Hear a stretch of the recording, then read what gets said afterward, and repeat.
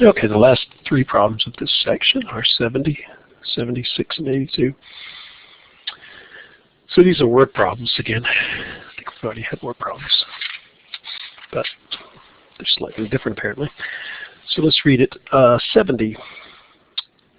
For a constant base length, the area of the triangle varies directly as its height. So what is that saying? The area of triangle varies directly as the base per given height. Oh, wait a second. For constant base, the varies directly as the height. Turns out the area of a triangle is 1/2 the base times the height. So if the base is constant, then these two are constant. And so this constant is just 1/2 the base value of the base, which is staying constant.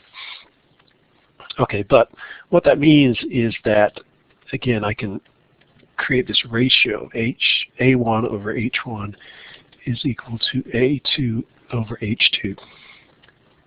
Because if I divide both sides by H, K is a constant which doesn't change for the particular case. So if that's the case, for direct proportion, direct variation, the ratios of these variables is a constant, and therefore you have a proportion. So all we have to do again is find out what the height area combination is in one condition. So this is find the area of the triangle with a height of 6 inches if the area is 12 square inches when the height is 4. So the first number they give you is actually H2. They're asking for the area under this height condition. So this is X and H is 6 inches. But they're saying that if you have another triangle where the area is 10 inches squared and the height is 4 inches, those two are for a particular triangle. These are for a different triangle. So now you can just set up your ratio. 10 inches squared A1 divided by H1, 4 inches squared is equal to 4 inches, not 4 inches squared, is equal to A2, which is what we're trying to calculate, divided by 6 inches. So if we cross multiply, we'll get 4 inches times X is equal to 6 times 10, which is 60 inches cubed. Because you get inches squared times inches, you get inches cubed. You add the exponents. Okay, then we can divide by 4. So we get 60 inches cubed divided by 4 inches, and that means X. 60 divided by 4 is 15, so we get 15 square inches. And so that is the answer. That's X, which is also equal to A2. And you can kind of think, I mean, if you look, this increases by 50%, 4 to 6. 2, the difference between these two is 2. And 2, so 2 is half of the original amount. So if you took half of the original amount and added it on, you get 10 plus 5, which is 15. Okay, 76. Temperature of gas in a container. It says if the volume is constant, the pressure of gas in a container varies directly as the temperature. The temperature must be in Kelvin, K, a unit of measure used in physics. If the pressure is 5 pounds per square inch at a temperature of 200 degrees K, what is the pressure at a temperature of 300 degrees K? So again, what they're saying is that pressure varies directly as temperature. P is equal to some constant K times T. Hence that means that P over T is equal to a constant, and therefore I can take the ratios of the temperatures at one condition, and I can say that's equal to the ratio of the temperature of pressure at the second case. So we look at then, once we've set this proportion up, we can see what we have. We need to find P1 and T1. Well, P1 is 5 pounds per inch squared. T1 is 200 degrees K. P2 is something, and T2 is something. So they have to give us one of these two. And it says, what is the pressure? So that's what we're trying to solve for, at a temperature of 300 degrees K. So now we just plug into our proportion.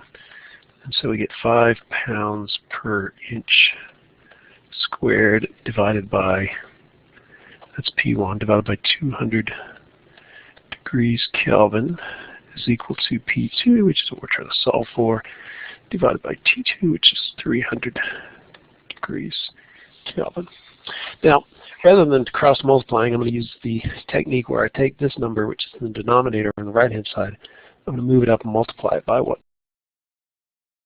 in the numerator, the numerator. So I'll get 5 pounds per inch squared, put that in parentheses, times 300 degrees K, and I divide that, so this goes up there, divide by 200 degrees K, and this is going to be equal to my unknown pressure. Notice the K's cancel out, the units cancel out. This can be simplified just to 3/2 by dividing both by 100. So 5 times 3 divided by 2, that's going to be 7.5, and that's 7.5. The units are the ones that are left, and they should be the same units as pressure for the other case. So that's 7.5 pounds per inch squared. And then the last problem is 82.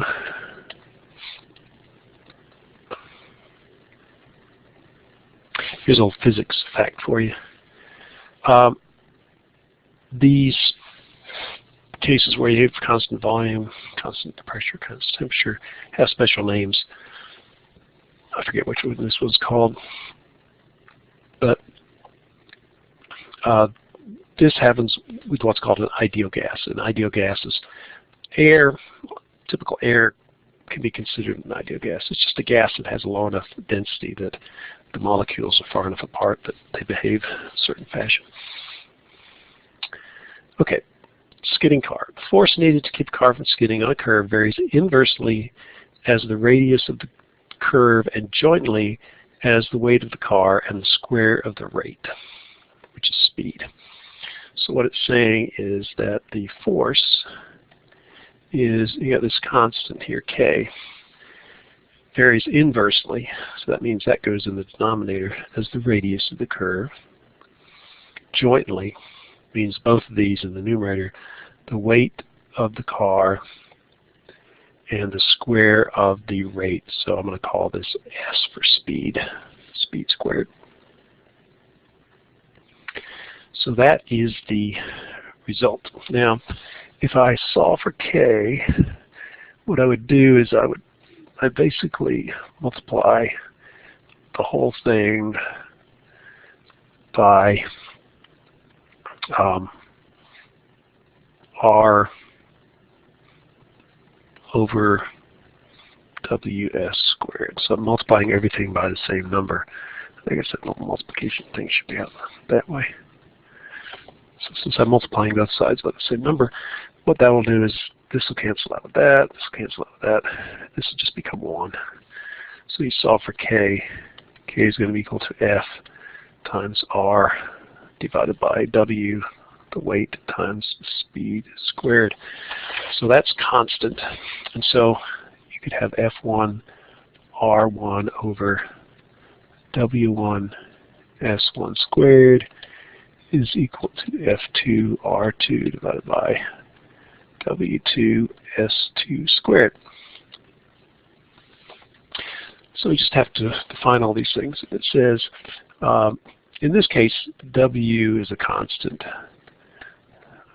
We're dealing with the same car, so we don't have to worry about We can take that out of there because they're the same.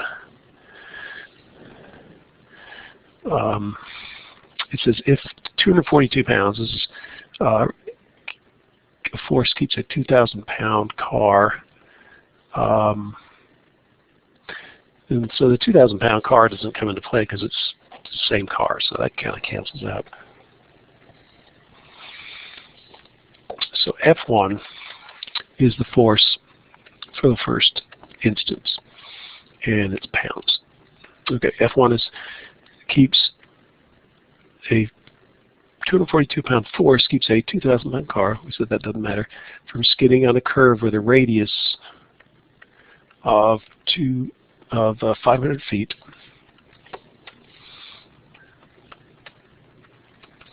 at a speed of 30 miles per hour. I'll put mph for miles per hour. So that's my initial conditions. What force, so that's what we're trying to solve for, would keep the same car, so we don't have to worry about the weight, for skidding on a curve with radius 750 feet and a speed of 50 miles per hour. Okay, so those are the things. You can see we know everything but one. So we can plug them in there, so you get 242 pounds times R1, which is 500 feet, divided by S1, 30 miles per hour squared, is equal to F2, which is what we're trying to solve for, R2, which is 750 feet, that's the radius, divided by 50 miles per hour squared. And if you want to solve for x, again, we can take this number and move it to the numerator, take this number and move it to the denominator. So if we do that, we'll get 242 pounds,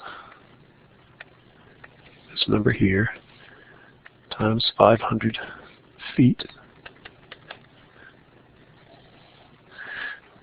Now when I move this 750 from this side to that side, it's going to go to the denominator, so I'm going to have the 750 feet in the bottom. I have this 30 miles per hour originally in the bottom, and this term is going to go to the top. And it has to do this to make the units work out, right? So the feet cancel out and the miles per hour squared cancel out. So I still have to square these numbers.